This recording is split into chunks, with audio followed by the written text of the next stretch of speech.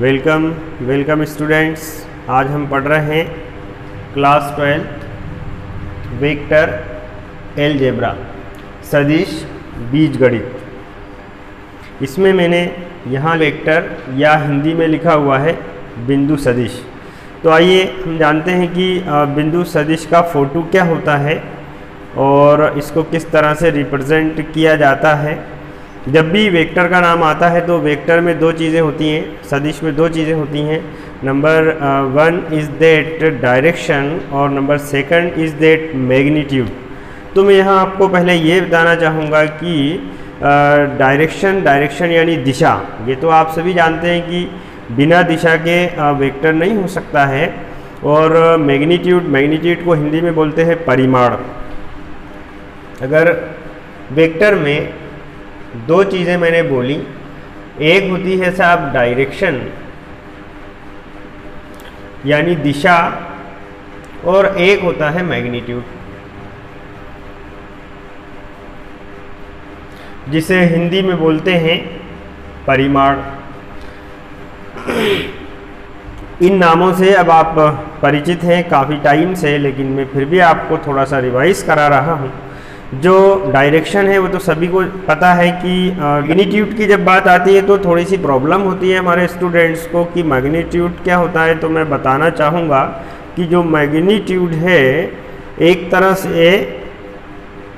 एक एग्ज़ाम्पल देना चाहूँगा कि जैसे कि मेरे पास में कोई पदार्थ है, कोई वस्तु है, मान लीजिए कि चावल है और चावल मेरे पास में 5 किलोग्राम है। तो यहाँ चावल का जो मैग्नीट्यूड है वो 5 किलोग्राम हो गया।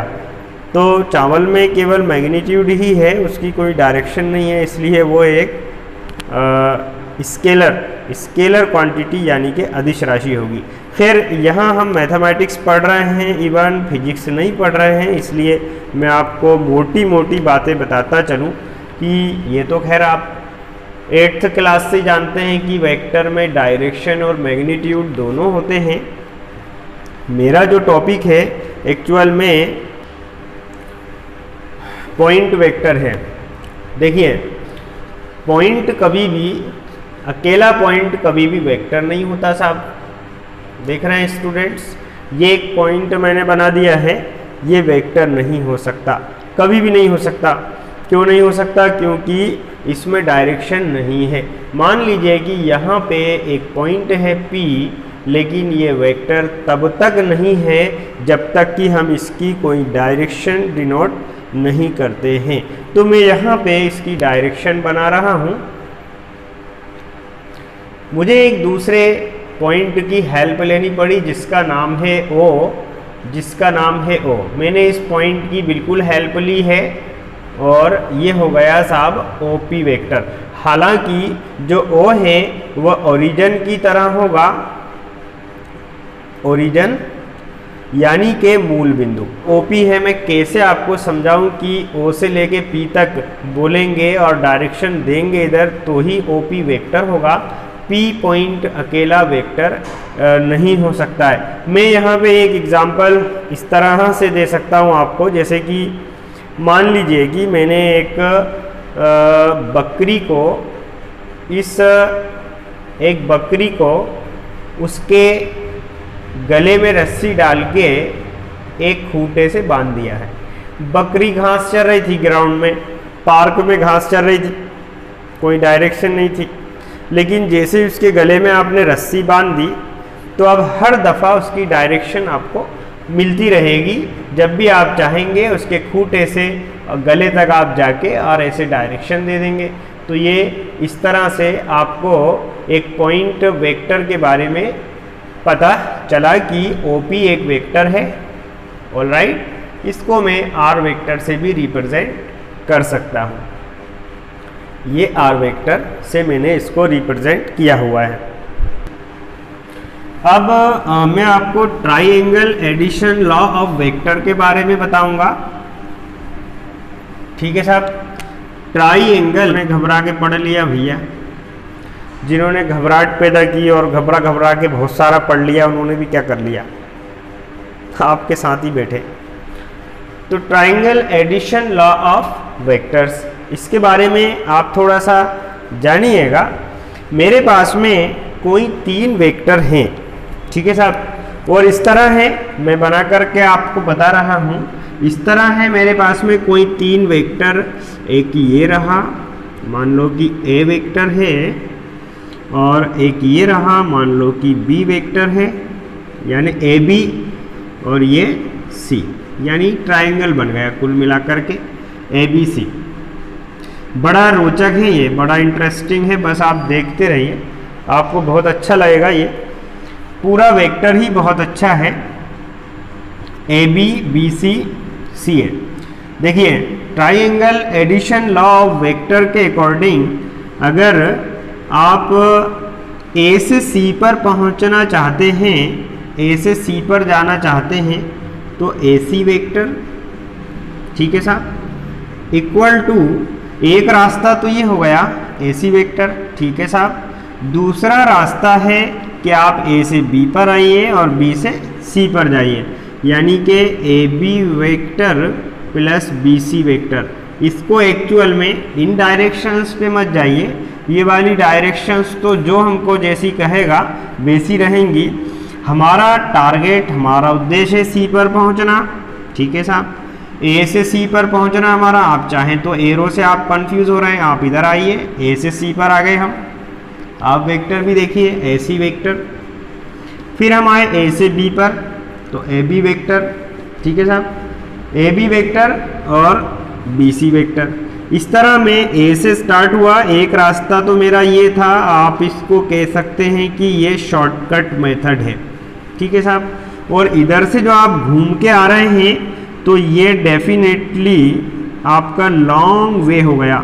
शॉर्टकट वे ये है आपका और लॉन्ग वे ये है, यानी आप पहले ए से आप देखिए, ए से आप बी पर आए और ए से बी पर आने के बाद बी से आप सी पर आए टर्न लेके, तो इसको मैं ये कह सकता हूँ triangle addition law of vectors ये है कि आप का उद्देश्य है कि आप बिंदु सी पर पहुंचना चाहते हैं, तो A C vector equal to A B vector plus B C vector. तो ये आपका शॉर्ट वे है, शॉर्ट वे, और ये आपका लॉन्ग वे है। कुछ बात समझ में आ रही है? इसको हम triangle addition law of the vectors कहते हैं। इसके बाद में हम डिस्कस करेंगे। तो तीसरे नंबर पे हमारा तीसरा रूल, तीसरा नियम, तीसरा फॉर्म, आपने देखा होगा कभी कभी आपको ज़रूरत पड़ती है कि आप ये P वेक्टर है, ये P है, ये बिंदु Q है, और आपको ज़रूरत पड़ती है कि आप फटाफट PQ वेक्टर बताएं कि PQ वेक्टर क्या होता है। ये फटाफट आप बताएं PQ वेक्टर क्या होता है। तो टीचर कहते हैं कि यहाँ पर P और यहाँ पर Q होता है, तो Q के पोजीशन वेक्टर में से P के पोजीशन वेक्टर को सब्सट्रैक्ट कर देते हैं, यानी Q माइनस P। पर मेरा आपसे सवाल ये है कि ये क्यों आया, कैसे आया? आइए इसको समझते हैं। मैंने कहा था एक बकरी घूम रही है ना गार्डन में, उसके गले में हमको क्या डालनी है ना, रस्सी। ऑलराइट, तो ये हो गए OP वेक्टर, ये हो गए OP वेक्टर, ये हो गए OQ वेक्टर। जैसा कि मैंने बताया OP का पोजीशन वेक्टर स्थिति सदिश P वेक्टर है, OQ का Q वेक्टर है। इस पे हम चर्चा कर चुके हैं, अभी थोड़ी देर पहले हमने OP वेक्टर को R वेक्टर कहा था। तो अब PQ वेक्टर बताइए। तो साहब ये डिपेंड करता है triangle addition law of the vectors पर, जो अभी हमने पढ़ा। ट्राइंगल एडिशन, शॉर्ट में लिख रहा हूँ, triangle addition law of the vectors. देखिए अप्लाई करते हैं। PQ चाहिए, आपका उद्देश्य, आपका टारगेट, आपका लक्ष्य P से Q पर आना है। हमारा उद्देश्य है P से Q पर आना। फिर से सुन लीजिए, मैं अच्छे से बताने की कोशिश कर रहा हूँ। I am trying to do best myself. P से Q पर आना है, आराम से देखिए। P से Q पर आना है, तो एक रास्ता तो ये हो गया, this is the shortcut. Shortcut is equal to the long cut. Long way क्या है मेरे पास में? PO vector. सुनिएगा, plus P O vector plus O Q vector. अब पी क्यू वेक्टर तो साथ वैसे ही रहे, ठीक है। अब यहां देखिए पी क्यू के बाद में पी ओ लिखा हुआ है और पी ओ वेक्टर की वैल्यू आप देख सकते हैं कि ओ से पी की वैल्यू पी वेक्टर है, तो पी से ओ की वैल्यू माइनस पी वेक्टर होगी, प्लस क्यू वेक्टर आपको पता है ओ क्यू की वैल्यू क्यू वेक्टर है, ठीक है। तो P Q vector is equal to Q vector minus P vector. ये मेरा आपसे सवाल था कि जो पी क्यू वेक्टर है साहब, पी क्यू वेक्टर की value Q vector minus P vector क्यों होती है, वाई। तो मैंने इसका जवाब इधर आपको दिया हुआ है। इसका कारण है सदिश योग का त्रिभुज नियम, सदिश योग का त्रिभुज नियम। ये हमारा तीसरा रूल था। इन 3 रूल्स को पढ़ने के बाद में आप जो भी सवाल वेक्टर अलजेब्रा का सॉल्व करेंगे, आप if ABCDE is a regular pentagon, then prove that AB vector plus BC vector plus CD vector plus DE vector plus EA vector equal to 0 vector. तो ये क्वेश्चन है साहब, एग्ज़ाम में भी कई बार ये क्वेश्चन आया हुआ है और काफ़ी इम्पॉर्टेंट है परीक्षा की दृष्टि से भी। वैसे भी यहाँ पे आपको हिंदी में और पढ़कर बता दूं कि यदि ABCDE एक है तो सिद्ध कीजिए कि AB vector plus BC vector plus CD plus D plus EA vector is equal to 0। मैं पहले इसका डायग्राम बना रहा हूं। इस तरह से आप एक रेगुलर पेंटागन बना सकते हैं। याद रखिए जो पॉइंट आप बनाते हैं स्टार्ट पॉइंट, उस ओर से डायरेक्शंस हमेशा जाती हैं, ठीक है साहब। तो AB plus BC plus CD plus D plus EA मुझे जो प्रूफ करना है, उसको प्रूफ करने के लिए जो मेरा बेसिक कॉन्सेप्ट है वह है triangle addition law of the vectors. मैं यहाँ पर इन द फर्स्ट, यहाँ पर मैं left hand AB vector plus BC vector plus CD vector plus DE vector plus EA vector. देखिए मैं यहाँ पे आपको ये बताना चाह रहा हूँ, इन ट्राइंगल, यहाँ देखिए ABC, triangle ABC by the triangle addition law of the vectors. जब आप triangle addition law of the vectors apply करते हैं तो आपने पढ़ रखा है कि short way is equals to the long way. यहाँ से शॉर्ट वे आ रहा है AC वेक्टर, ठीक है साहब, और लॉन्ग वे आ रहा है AB vector plus BC vector is equal to AC vector. यानी आप इस AB प्लस BC के प्लेस पर क्या लिख सकते हैं, ओनली AC वेक्टर लिख सकते हैं। इन दोनों के प्लेस पर देखिए AC वेक्टर और plus CD vector plus DE vector plus EA vector. Alright, इसी तरह से मैं एक बार और ट्राइंगल एडिशन लॉ अप्लाई कर रहा हूं। अब की बार है मेरे पास में ट्राइंगल, यहाँ देखिए ACD। तो in triangle ACD by the triangle addition law of the vectors, यहाँ पर भी सेम प्रोसेस अप्लाई कीजिए। ये हो गया इसका shortcut equal to long cut. AC vector plus CD vector, मैं जिस डायरेक्शन में जा रहा हूँ यहाँ से जा रहा हूँ, AC plus CD is equal to AD vector, ठीक है साहब। तो इन दोनों के प्लेस पर AC प्लस CD के प्लेस पर, AC प्लस CD के प्लेस पर मुझे लिखना है AD वेक्टर। यहाँ मैं लिख रहा हूँगा इन दोनों के प्लेस पर AD वेक्टर, ये रहा AD vector plus DE vector plus EA vector. Alright, ये तो पहले से लिखा हुआ है, तो मैंने AC प्लस CD के प्लेस पर क्या लिख दिया AD, और ये DE ये रहे, ये EA ये सेम रहे। ठीक इसी तरह से मैं एक बार और triangle addition law, triangle ADE में आप ट्राइंगल एडिशन लॉ लगाएंगे इसके बाद में, तो देखिए एक ट्राइंगल तो ये हुआ है जिसको मैंने ब्लैक किया हुआ है पहले। ऑलराइट, एक तो आपने इसमें ट्राइंगल एडिशन लॉ अप्लाई किया हुआ है, और एक ट्राइंगल मेरे पास में ये रेड वाला हो गया, ठीक है, इसमें ट्राइंगल एडिशन लॉ, ठीक है। और अब एक बच रहा है वाइट वाला ट्राइंगल, तो मैं लिख रहा हूँगा in triangle ADE by the triangle addition law of the vectors. जैसा कि आप जानते हैं शॉर्ट ट्रिक A से E पर पहुंचना है, लॉन्ग वे कौन सा है, A से D पे गए आप AD, फिर plus DE is equal to short way क्या है आपका AE।